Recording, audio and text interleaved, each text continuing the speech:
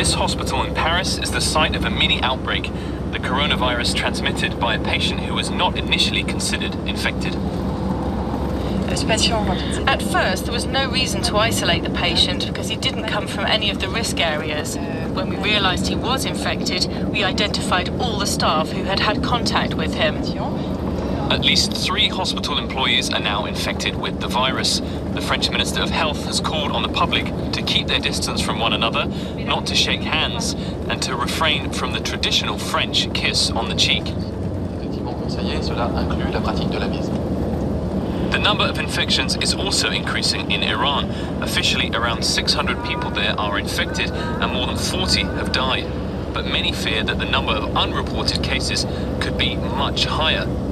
Understandably, Iranians are being cautious, like at this bazaar. Our business has dropped to 2 or 3% of the usual. People aren't buying from us. South Korea is also in a state of emergency, and there's been a sharp rise in cases. Within one day, more than 800 new infections were reported. The military is now disinfecting train stations and public places. In so-called corona drive-ins, motorists can be tested using a quick procedure without even getting out of their car. They receive the results via SMS within 2 days. How high is the mortality rate of the virus? If you start with the reported cases, it's around about 2 to 3%, but it may be lower because there are still cases undetected, and this will lower the number. Who is most at risk? The elderly people mainly, and people with underlying conditions, for example, coronary heart disease, diabetes mellitus, cancer diseases, and lung diseases mainly. How do the symptoms develop? Usually it starts as a rather mild respiratory disease comparable to a common cold, and this will go on in the most cases for 1 week or a little bit more than 1 week, and 80 to 85% of the patients will recover then, but there is a number of cases that will have a second phase of disease, and this is probably more severe, and they may get a lung infection and a lung pneumonia then in a second phase of the disease, but this is a minority of cases. How can I protect myself? Covering your mouth and nose when you cough or sneeze with a tissue. Throw away that tissue, wash your hands, and if you don't have a tissue, use your elbow to sneeze. And frequent hand washing is as well very important, and keep some distance from the people you talk to. We don't recommend the use of a face mask in the usual daily living or when you go out. So there's no scientific indication that this is a useful measure.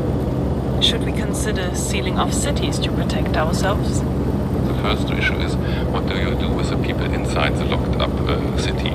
So you have to do contact tracing and separation of the ill patients from the healthy people, even in the city that is locked up. Second point is that you have to have an idea when you will lift this lockup of the city again.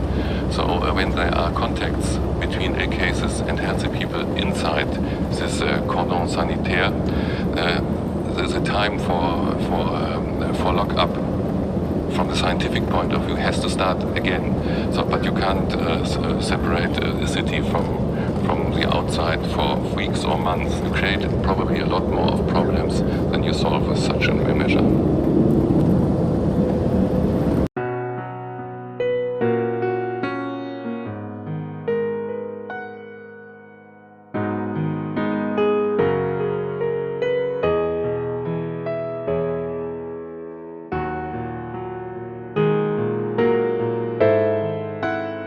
Coronavirus's rapid global spread has several countries scrambling to take emergency measures.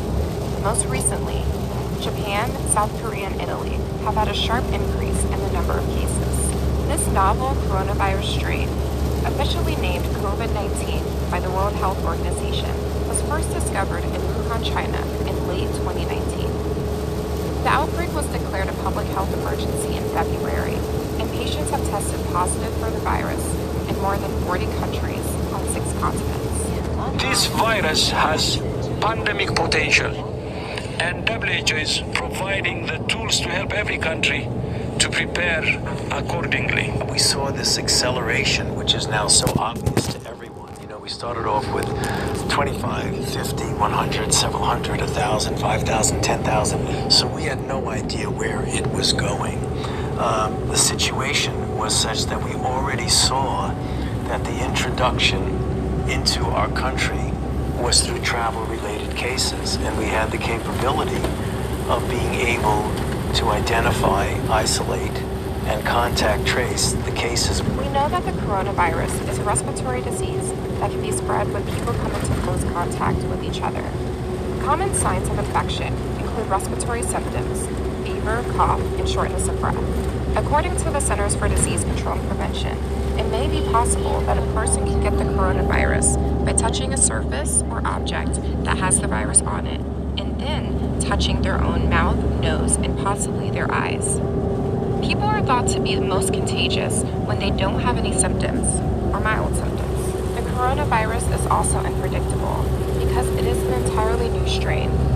Even though the flu has been a greater threat in the US, it is not easy to compare. The issue is that the thing about flu, as much suffering and death that occurs every year on a seasonal basis, we have a very good experience and know exactly what flu is going to do. You can be guaranteed that as we get into March and April, flu will diminish and essentially get off the radar screen. We have a good prediction of what the range and the bracket of the morbidity and the mortality is. So we know this is the unknown. Coronavirus is the unknown. We have no idea what its potential is, the direction it's going, or where it's going to end. And because of that unknown, it was felt that we needed to do something that in many respects was unprecedented. We also know which age groups are more susceptible to contracting the virus. So far, we're seeing mostly older people who are dying, which from a public health perspective is better than having it be younger, healthier people.